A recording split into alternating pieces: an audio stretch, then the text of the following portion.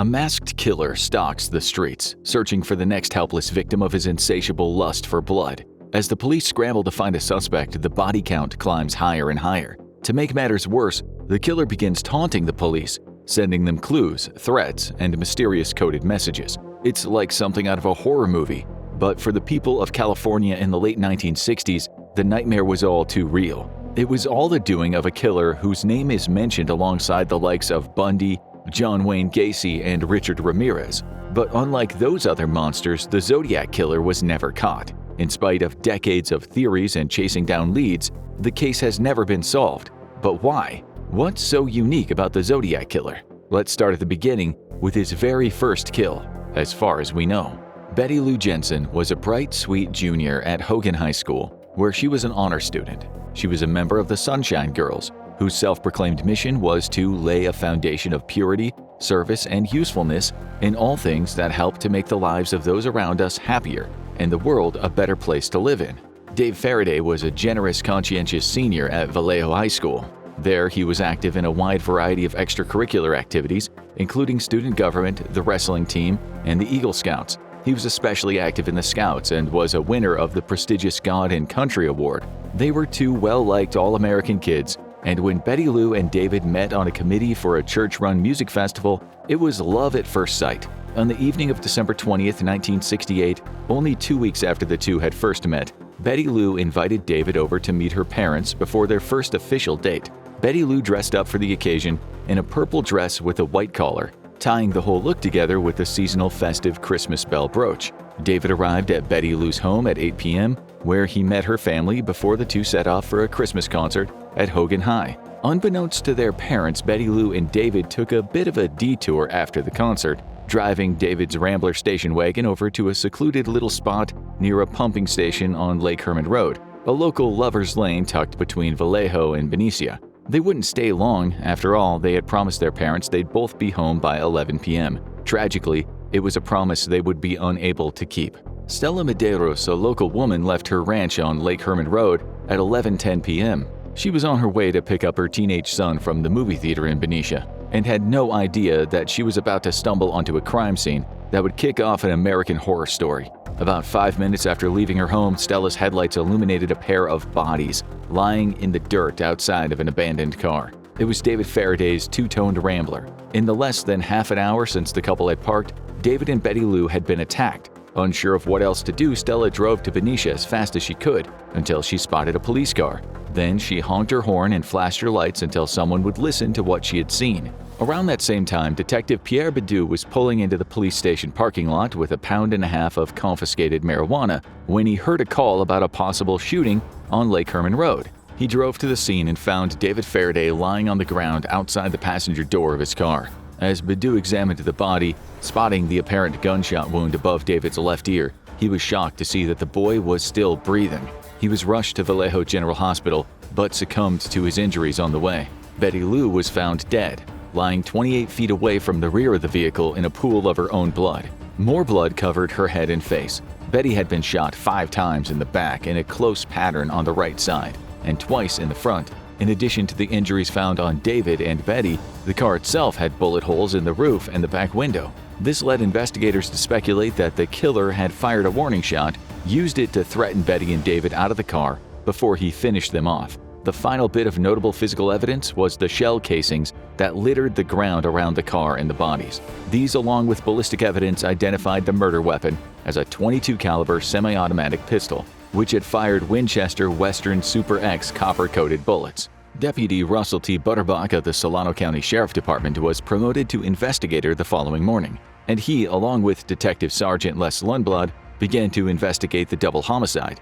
They had only a handful of leads, but attempted to follow up on all of them. There was Betty Lou's ex-boyfriend, Ricky, but he had an alibi in the form of a movie night with his family. There were some gun-toting locals spotted near the pump station that night, but they'd been hunting raccoons with rifles that didn't match the murder weapon.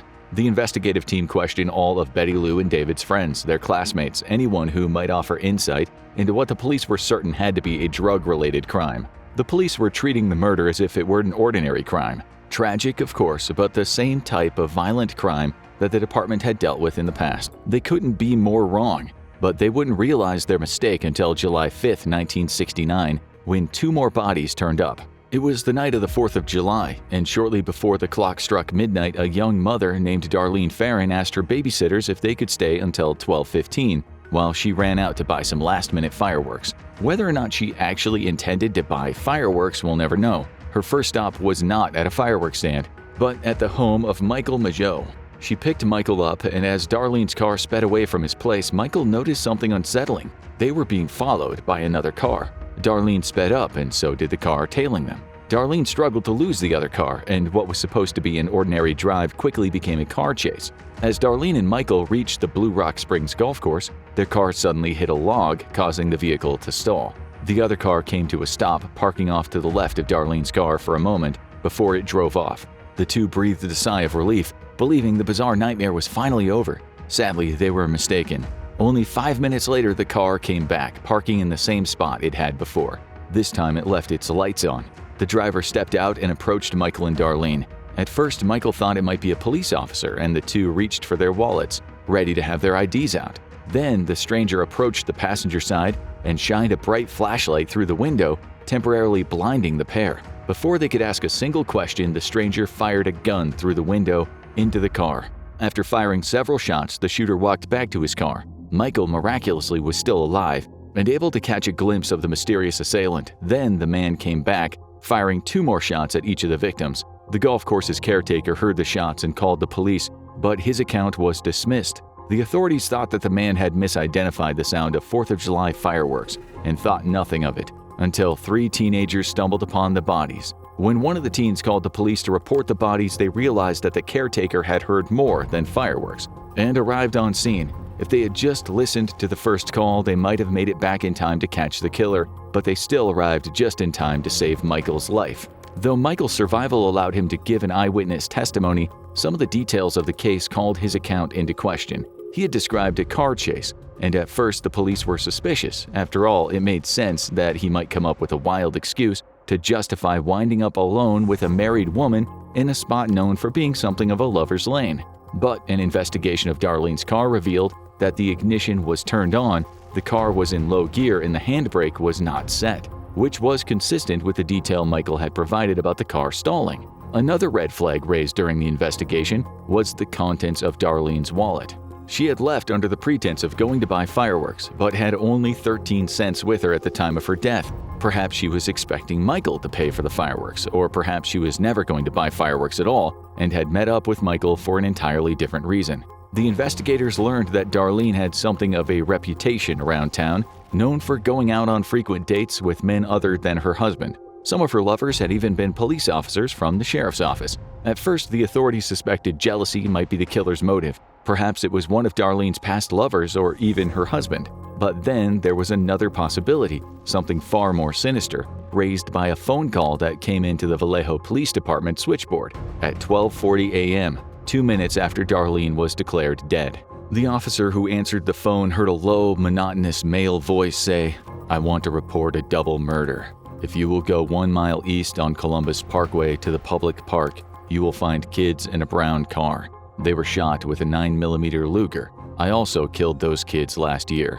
Goodbye." The call was traced to a payphone in front of the Vallejo Sheriff's Office. The call was made before anyone knew about the murders, aside from the few police and witnesses who had called the police. Later, it was confirmed that a 9mm gun was used in the attack, just as the caller had said. Whoever made that phone call, there was a good chance that they were the killer. It was not the only suspicious phone call made that night either. Within an hour of the murder, 3 of Darlene's relatives received calls. When they picked up the phone, all they could hear was heavy breathing on the other end. To some investigators, this suggested that the killer knew Darlene, at least well enough to know who her family members were. As strange as these calls were, the mystery was only just beginning. The next chapter began on July 31, 1969, when 3 local newspapers received a letter. The correspondence, which arrived at the San Francisco Chronicle, the San Francisco Examiner, and the Vallejo Times-Herald, included details that only the killer could possibly know.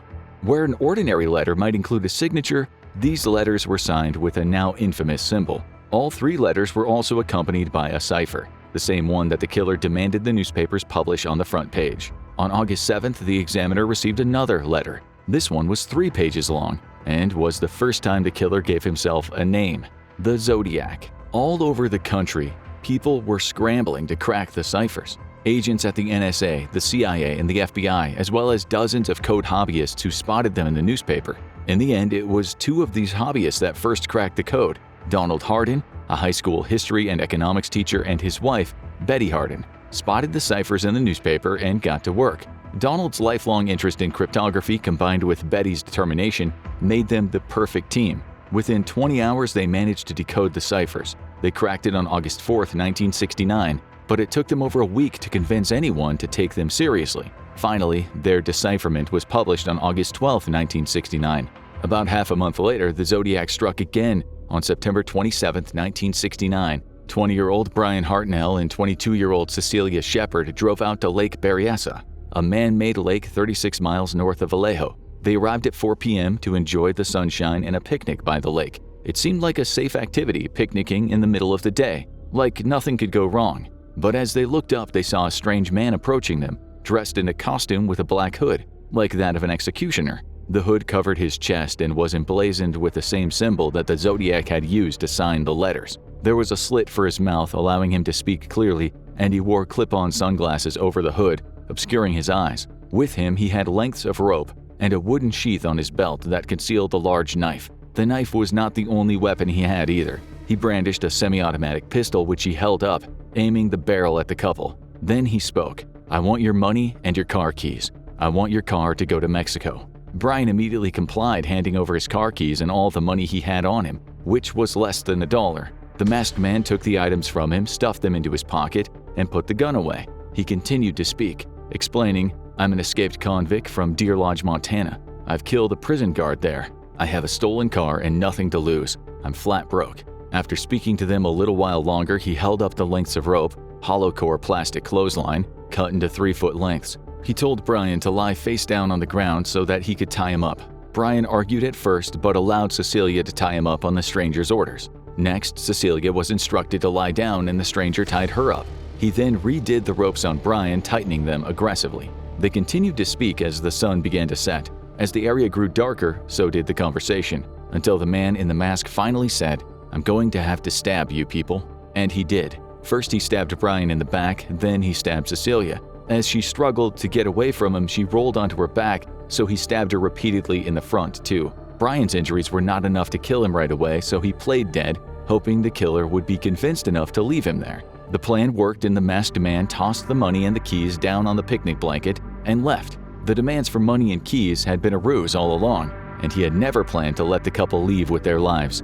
Before he left the lakeside, the killer did one more thing. He took a black felt-tip pen and wrote a message on the door of Brian's car. He wrote the symbol from his letters and costume, followed by the word Vallejo and the dates of the previous Zodiac murders, accompanied by September 27, 1969, and the note, "By knife." When the killer finally left the area, Brian and Cecilia were still alive. They managed to free themselves from the ropes, but were too weak from the blood loss to make it to the car. 2 nearby fishermen happened to hear their moans of pain and called for help. Meanwhile, the Napa Police Department received a call from the killer at 7:40 p.m.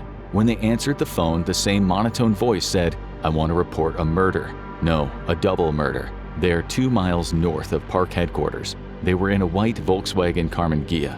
I'm the one that did it." The police were able to trace the call to a payphone and pulled a palm print from the phone. Both Brian and Cecilia made it to the hospital, but only Brian managed to survive his injuries. Cecilia succumbed to her 24 stab wounds the next day at 3:45 p.m. 2 weeks after the attack at Lake Berryessa, the Zodiac struck again. It was the night of Saturday, October 11, 1969, and 29-year-old San Francisco State PhD student Paul Stein was driving his cab in downtown San Francisco. While driving along his usual route, he stopped to pick up a passenger, a white male, not knowing that this would be the last ride he ever gave. The man asked Paul to take him to the intersection of Washington Street and Maple in the Presidio Heights district. When Paul's cab reached the destination, the cab's headlights illuminated a man walking his dog. At the sight of this potential witness, the passenger told Paul to drive up 1 more block. Then, as the cab reached the corner of Washington Street and Cherry, the man in the backseat pulled out a 9mm gun and put the barrel to Paul's head. The killer wrapped his arm around Paul's neck, holding him in place, and pulled the trigger.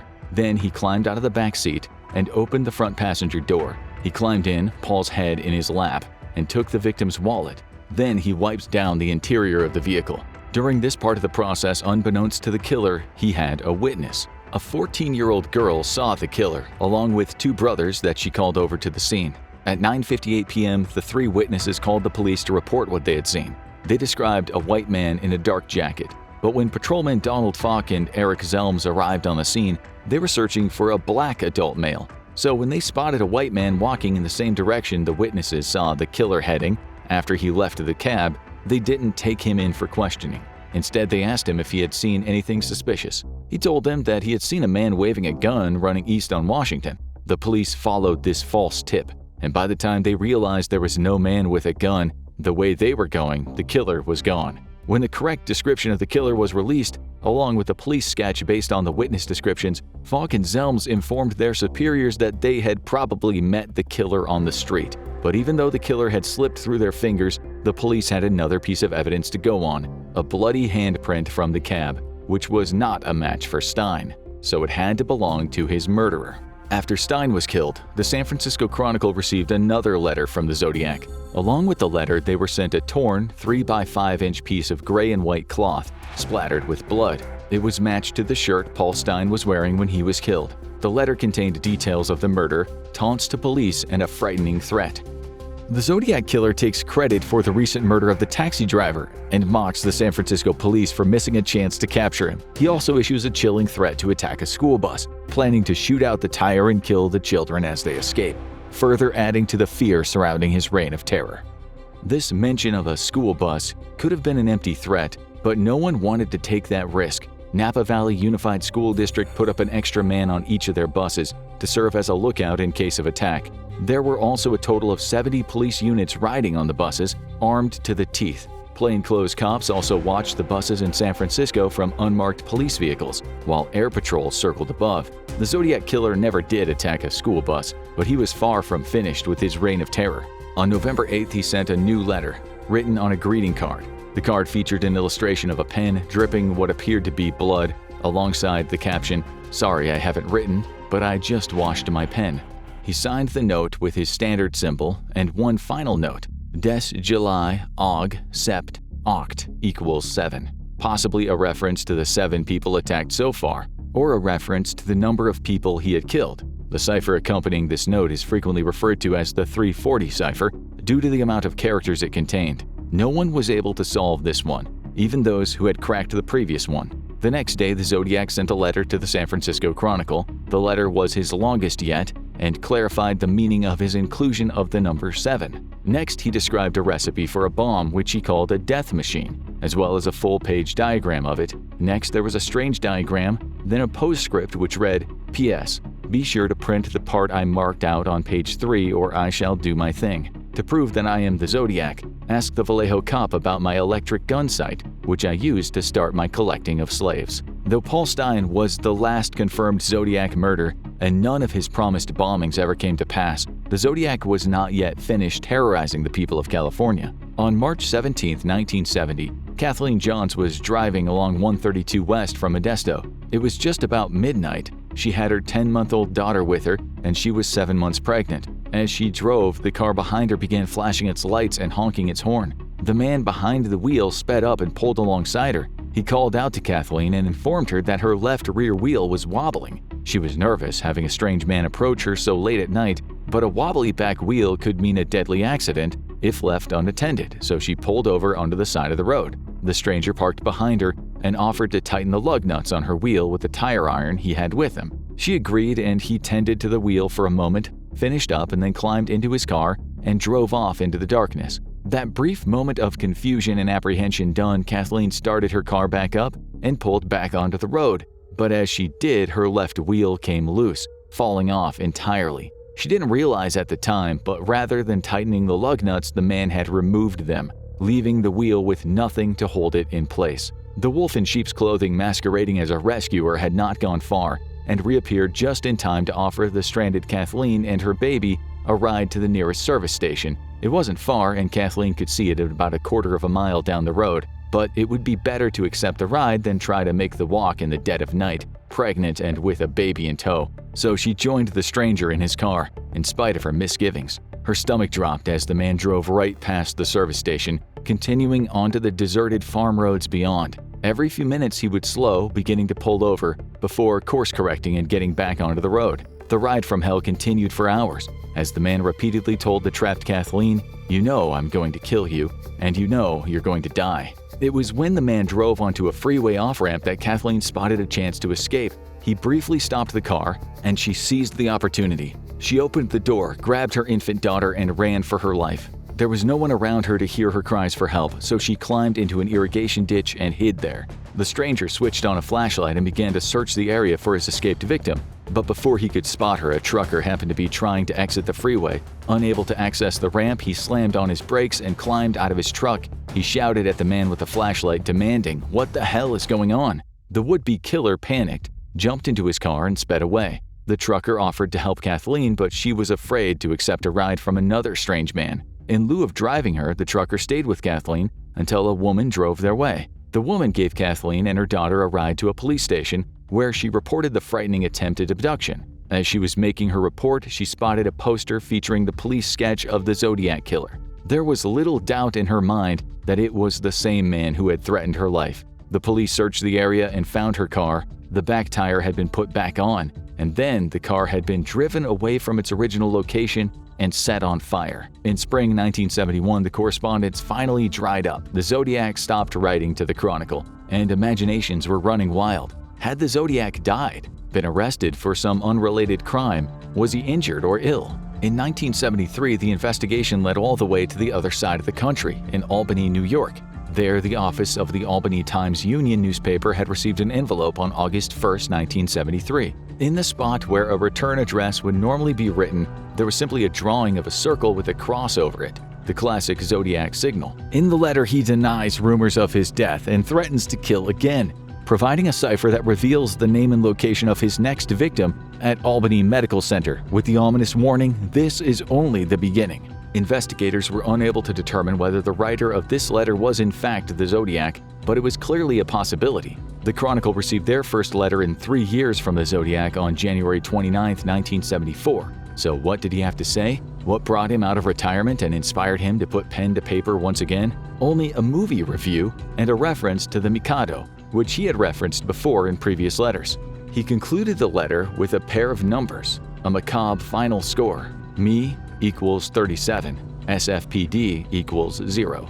Over the course of the Zodiac investigation, one question has eaten away at everyone who digs into the case. Who is the Zodiac? Who is the man behind the letters, the ciphers, and the mask, the murder spree? Some of the theories verge on the ridiculous, pointing the finger at other famous killers like Ted Kaczynski, the Unabomber, members of the Manson family, or the BTK killer. But there have been some credible suspects over the years, even if none of them ever led to an arrest or conviction. One of the most prominent suspects was Arthur Lee Allen, featured heavily in Robert Graysmith's books on the Zodiac. He was questioned by police twice, once in 1969 and then again in 1971, after a friend of Allen's told the authorities about some concerning statements that he had made. According to his friend, Allen had expressed a desire to kill and a specific interest in attaching a flashlight to a firearm, which the Zodiac had also done. There were plenty of other red flags as well. The watch that Allen wore was Zodiac brand, and he owned the same caliber gun that was used in a Zodiac murder.